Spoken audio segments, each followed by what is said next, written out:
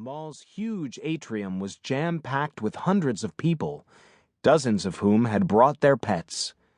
There were dogs of all breeds and sizes, carried in their owners' arms, penned in plush carriers, or tethered at the ends of leashes. Excited barking filled the soaring space, mingled with a buzz of anticipation from the spectators.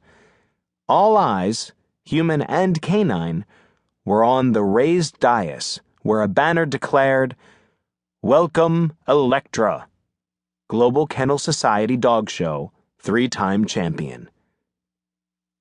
Ben turned to Savannah. "I thought you didn't approve of fluffing up dogs and forcing them to strut around like beauty pageant contestants." "I don't," Savannah admitted. "Animals should be themselves, not glorified wind-up toys. But Elektra is different. If she wins a 4th Global Kennel Society show next month, that record will stand forever. Dmitry Trebizhov called her the most perfect canine ever born." "Who's Dmitry Trebizhov?" asked Griffin without much interest. She stared at him. "I can't believe you've never heard of him. He's only the greatest dog trainer and handler in history." Ben looked around. "Which one is he?" "He isn't here. Nobody's seen him in 3 years." Savannah's face turned tragic. "Meeting him would be my life's dream. Everything I know about animals comes from his teachings. No one has ever been able to communicate with them better than he can." "So what made him go from dog-whispering superstar to dog-whispering hermit?" Ben probed. Savannah's sweeping gesture indicated the hullabaloo in the packed atrium. "Look around you.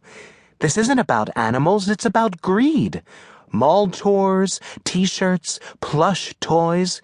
Do you think Elektra honestly cares that her paw prints are on cereal boxes?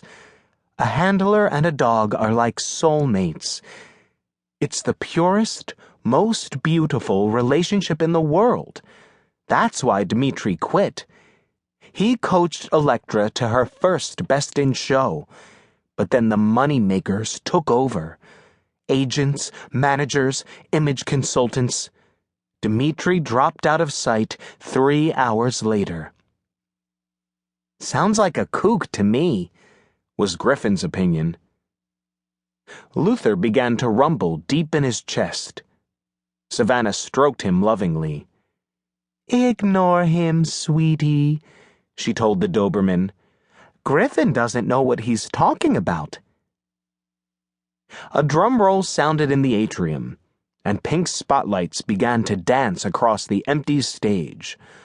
"Ladies and gentlemen," came a public address announcement, "our guest of honor has arrived. Put your hands and paws together to welcome the greatest show dog in history, 3-time global winner, the Regal Beagle herself, Elektra!" The ovation was deafening, a mixture of applause, cheers, and excited barking.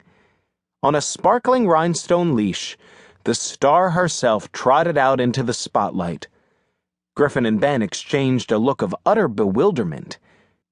After the huge buildup and the worshipful crowd reaction, they had expected a larger-than-life glowing canine beauty to glide in on gossamer wings.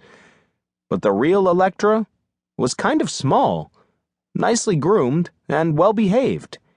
She was white with attractive black and brown markings, long ears, short fur.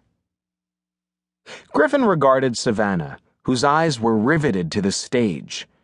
Behind her, Luthor was up on his hind legs, giant paws on her shoulders, staring at Elektra with what looked like approval.